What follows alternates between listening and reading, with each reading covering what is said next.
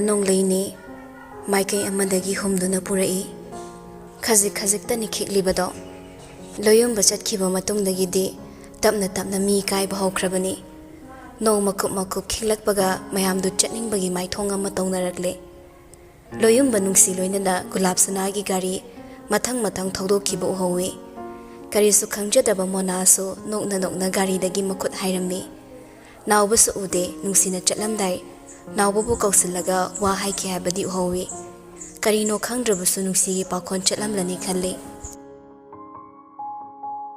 manungda langiba mayamdu yaudre yaunabagi maramsu leite mana tung injaba manaw ibungosu mitmangda ukidre lakliba minister amadi phamnaiba singa onsinaraga wari sakre marakta tonga wari tawduna amuk leithoi mayamdu karisu thokidaba amagum mayam punba aduda mai onsinli adubu madi kamdori magi punsina leiri makhai kawroidaba numit asigi tamthiba mikup kharada hojik sumit mangda tarang uri nakongda takiba wahising khonthang ninduna lehori kaploi khale kaptabasu ngammi nungda kari khalibano haiba ngamde adubu mai thongdudi lakhatle masana khangle konungi mabe masingi marakta sokna balanda mana mayai tangbal lawre haiba adubu mina asumna sanabadi mana yamna pamjakhidabani adum oinamak khantharuba mikupta amuksu khale isana yana chatluraba lambi sidagi tarakpa phalsingbo aina harauna mayokna drabadi isana isagi mangda ikaiba nangbani pumnamaki wa khandrabasu laisa masana masabo hanthani yingzakhiba pamde masimakna tupakna phamlambadagi phokawalaga lepi thongal phau nungsigi tung inaramlaga chumdring halakpani nungsina wahai kya hairammi madubu ningsing laklaga baraflai makhongduda madi fana kuina famlure miti liba doga khazik tang lapne maksilaba maithongdo makhuna muktang nantharaga simi aduga mayam tiliba domda changi hone tanjadu dani chaithabana magi maikeiromda hobi sangsilakpado masu chaplep laga yingi nupada yoksilaktuna hairi ibe masana launi nangbo hannaba tawrasi ta chaithaba ayu pai matawduna laklage konongi misu yam leiri amagi hekta yaurage madu yaroine nangbo aine hekta silagruba ngamba nate ngaiko madu nate marudi ibungo haige nangna lepliba somdane manaw ibungo lengthoraklani ibungo do ngairaga maning thangba thong somda lakmino wahai du ngakli nupido karigino duna men get thogaklabadi amaso masi wari tawduna hana kuina chatpa phangloi leptuna leirani kaisu khalunuda manaw ibungo gi chatnabini mana talaklabadi ne maning thong phawdolaga hekta chatpa honu sani yengoi akhoi hum khaktani thagol singda taklabadi mayam loina khangdarani ise aisu nangwanda wari tawduna leithokle ibungari thodoraklage manaw ibungo do irenjana puthokbiro ibema laizagi makha taba wa ngairamda chaithaba chenboi chatpoi ge tamna chatkre ngamde haiduna fet haidoklaga chatlubasu yada laisa upai leta baraplai makhongda leptana lehore miku khara tamakanaraga mamainon tharap khongkap laungna thangduna ta la inupado magi hongnabani asumna hek ningonda chatlagi phau hairamdana lakpase laisa su urakle laklibado merabasu ui leplibado nupidugi mapa yorakpada leptak tawsira khalle tung ilau haige khalle mang tharo khanbatani chimbal yokide nupidu sumaira babu kaude makok to haifetang nonthai nupadu so khongthang lepte magi thokpa chatkhi laisa su tung ine maningi lambi mapal taba thong ama leirami maduda fawdoktuna thorakle matang chana chaithabana gari thausilakle praba umukum tharaklaga mairabagi thong hangi ahum do huran bagum wangang nade gari da sasat ka khane adobo gari do thauba hek horakpaga mairabado amuktang sor handoklaga lilamba ko to lawthorakle manung de liplamba angauba purito ani subu kudam phawba lawthori khudang mathop thoptana takhatna thamlamba makokto gari gi sita nga tharaga mamito tapnu isinkre adum nang hak leiraga mairabana sor chaning taramlani khangakpaga chaithabado wa ama haisira khalli khanjane tumtharamlabadi ma siduna toklani khangmana chimbaldo amu umsili adubu khangaudana kauri ta chaithaba Tapiyo manaw ibungo. Merabu usalama mamito tapna panglaga makok to hagatuna hairi midhing na laisadani. Ay ising thake. Chaitha hobe pa khumpi. Sana ko nung yogadaba matamdi ngihak changkigani. Ngasidi kanglada lengsinbiro. Gari da yoriba ising dudi dukan gi ising ni manaw ibungo. Manaw ibungo na hainabadu natchade. Taseng ni ising thakningbadi natabanina ka hena maray tawride ilay na khumlay. Kangla changluraga arimbada mi tumba kainabani sana ko nung yoraga thage. Chaitha bana tapna noklaga khummi. Adumna takpiganuda. Ahing taibang khangdrabaso utra sanglen gi halsingna manaw ibungo lenglakpa yamna harausagani. Angres matamgi itihas subasingna Kangladagi mitay ningthaw phambal mutladra wazarambado manaw ibungo amadi srejut uraga haukiba ningthia mayambo nungsina ningsingjaribani. Meraba nok phettamak tawki anidu tumin leinare mangda tongliba nupidudi murtigi saklo lawkre. Unugai mukchiklaba gari manungduda magi thokpa phamnei. Nong marik paisilaklaba thongnawgi mingselduda hak amuk munna yengi. Matamdu thengsilakpana migi chatchatnade Maraksida nong sulep tribani. Wakhaldu langphai chatuna laithoi. Adubu yade yumde hekta halagle. Migi wazaba nupa nate masagi nuaibata khanmani. Adu makpo mikupsida maithong amadi yingninglei. Karam tawri khangninglei. Baraflai makhongda leplambada yingsilakte yengloi khanmana. Mana ngangthokiba wahai uthokiba matawsingdo ningsinglude. Magidi ngangkhrabadi ngangkre. Mangonda onkhatlaga saurakpa kanagi matik natte khale. Adubu maithongdo yingninglei lona kaplamgadra. Madudi thazade. Saudunabu paithoklibra. Chanainarabu wakhalduda kokta suru nairibado hinaraktra male. Meraba thongnawda yinglamlaga mamitu hutlaisilakle. Magi maikeda michina phawba leiduna yinglaktrabada nupiduda yinglaga amuksu hanna kauri. Tasai thaba. Haibiyu manaw ibungo. Aina paramba journal do dwaida leibra yango. Gari thawna yengi laizadi chumdringni hojikso phamli badu machi lengde chaitha basu thiri adubu gari thawri banina nagyet asam yengbadu ngamraktraduna hairei ibe masana manaw ibungo gi journal hari bise mukti yengbiyo ngasai aina maningi phampham sengdokpada swaide hekta thamjinkhra male laiza khumde adubu mamai do laithoklaga chaitha bana haibadu maktawi Mana nak yet laiduna journal thiribado tungdagi mairabana yengdaba saduna yengli.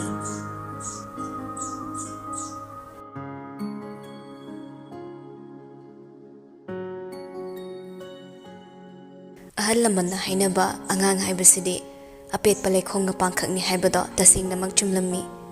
Angang khakta natana mapung mari pharaba makhoiso mana ngangthorakpa wangang amadi tawthorakpa matau. Maduna magi imung amadi akoibada leiriba lengli palibasingdugi makha poli makhoigi mataw lowi adubu afaba mataw tamlabadi afaba phalle aduga fattaba mataw tamlabadi kamdauba ahingado tumthaba ngamde khumani bema wakhal warabasu nungai phaba macha oina poklubana hipkadaba phamung adu phau manai singna sitnana thambirami mondom montekta onduna Lasingi mampak tharabaso tumthaba yade. Hipthaba ngamde, sauningba pendaba nungaitabana thamoy omchakne. Tumthaba yadraba hingma maisida kagi thongdo tamna thilei. Hairei khonjel amana. Tamo changake ko. Khumde, mikup khara kanaramlaga robot thonglu tapna induna hanglaga changakle. Kagi mai ingan ngana thanduna thong hanglambada obada. Masu tumlam kiroi khangna changakpani.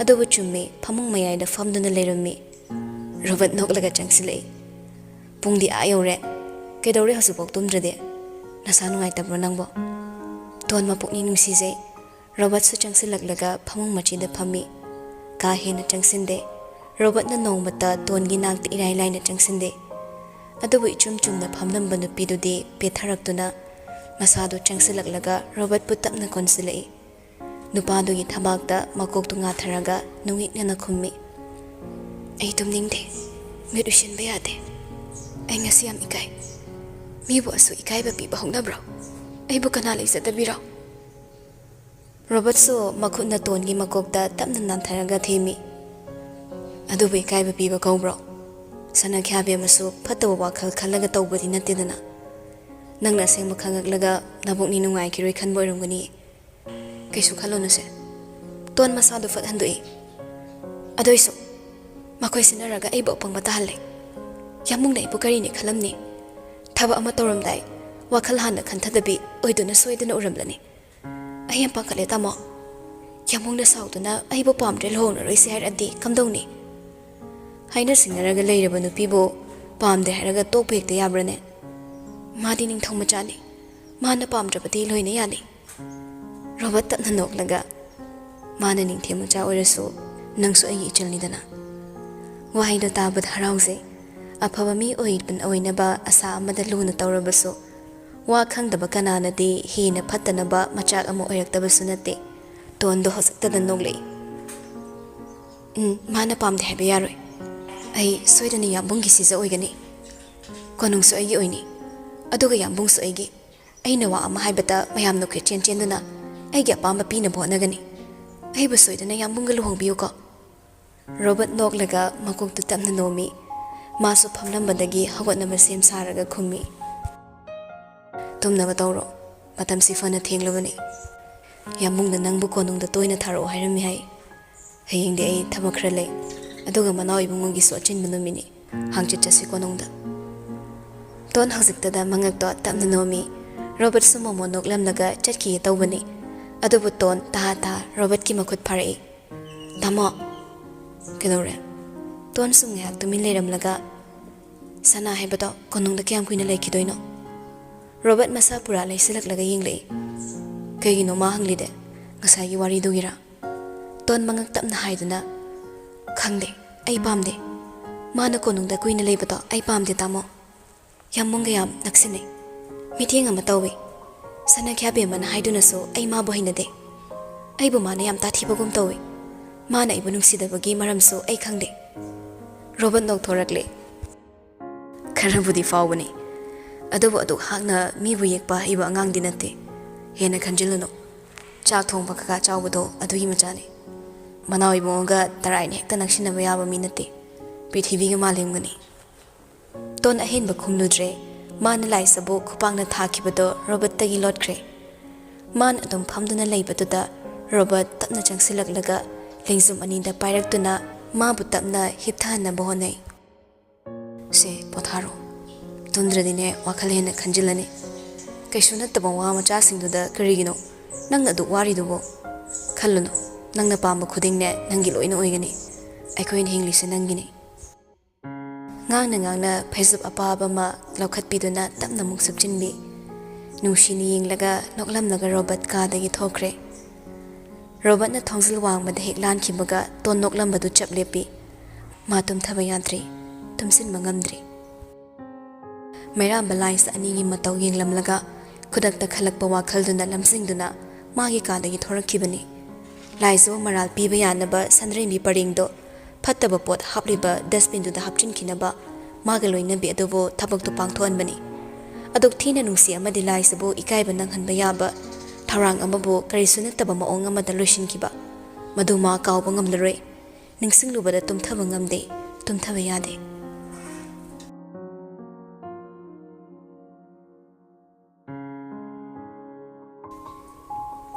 ahingina punsi ama ayukina punsi ama mapok ama khakni pokliba leite aikhoi ani suba mapok nong amuk ngan numit amukta hingliba mihoibagi punsida khanjilurabadi mahau yaude thum thaktabe ensangum icham chamba mapokni ahing taibang ani gi khongthangna leptana chatkibana loiki ngarangi ahingado puduna lai ayuk ama madusu khangaude numida wairamgi kangsi khingkibana hale ahingi matam yorakle leptana chatpa matamna amusu puduna lagle anauba numit kaloinana anauba wari ama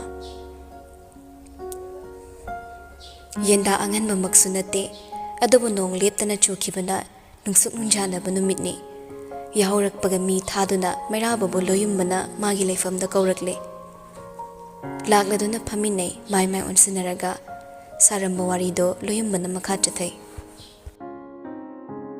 ngaha na khomani be magi mapok numini haina irang lang patuda nangbu naba fangde ngarang su halaklaga chumdring sanglaga sepkhri hai kamdauba ngarang gi meeting dana kari kari hainaraklaba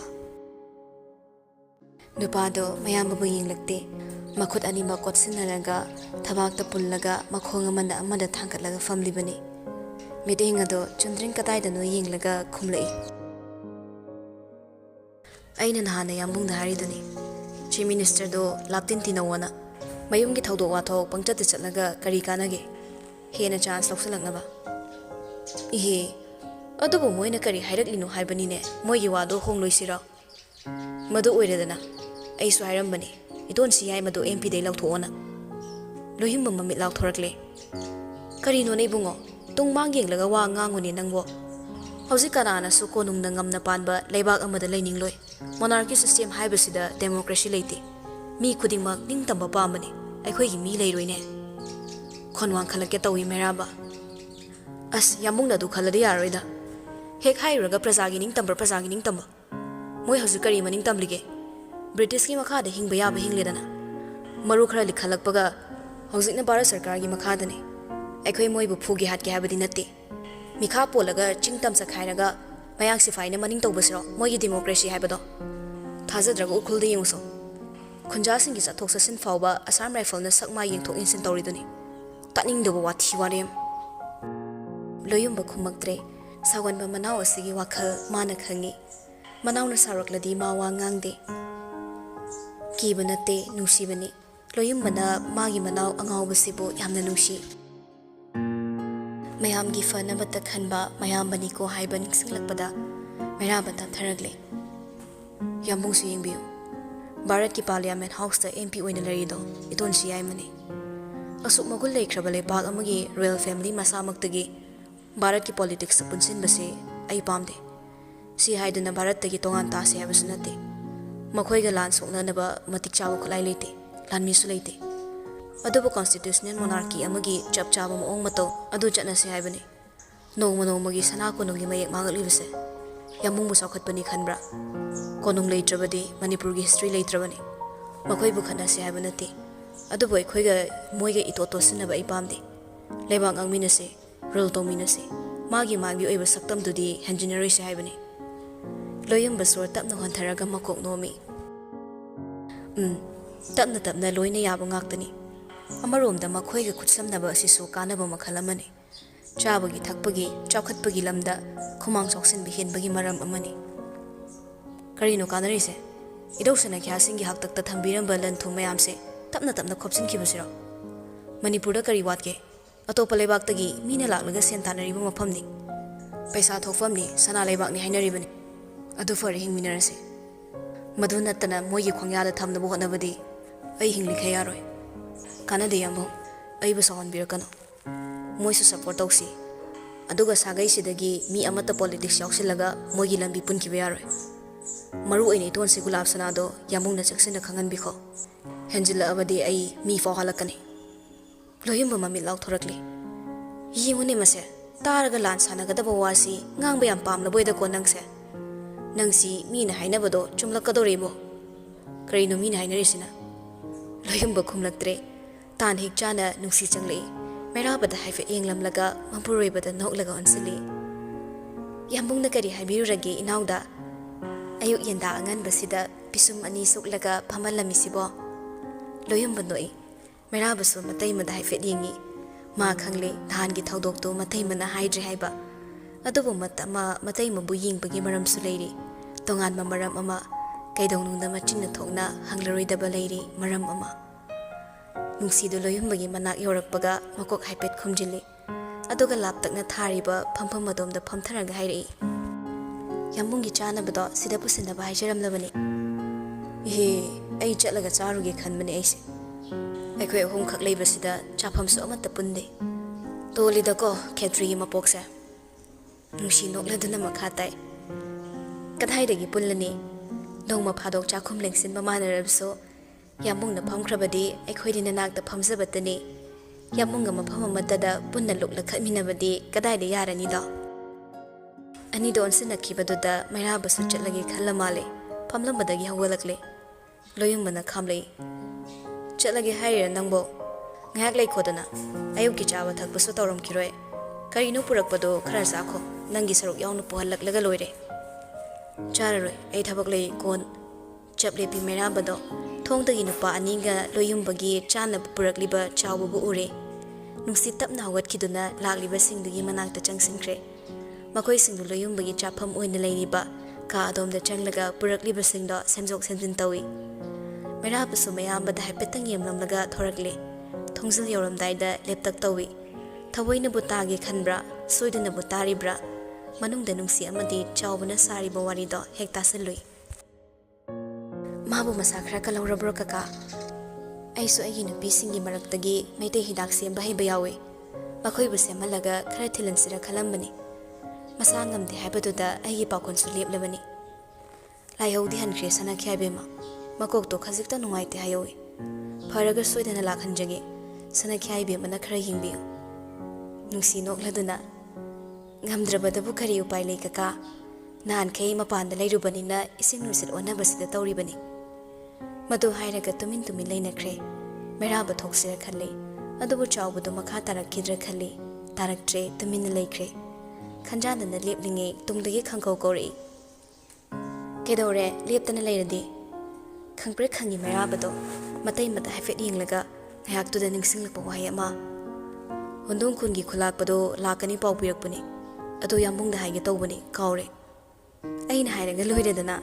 Chalo nathau chinba inaungni. Phare khandana hoi ma heramda prapap thorakle. Thongzil wang mayobaga sor amukta hondoi. Huran bagum kari sunattaba mihul akanba mahik jonglui. Kanadaba wakhalni khandoi.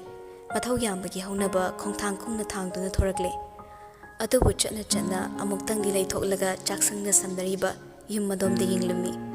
Amuktani anirik hanna yinglamde pisum suktak tawki kari wakhal bukhalliba.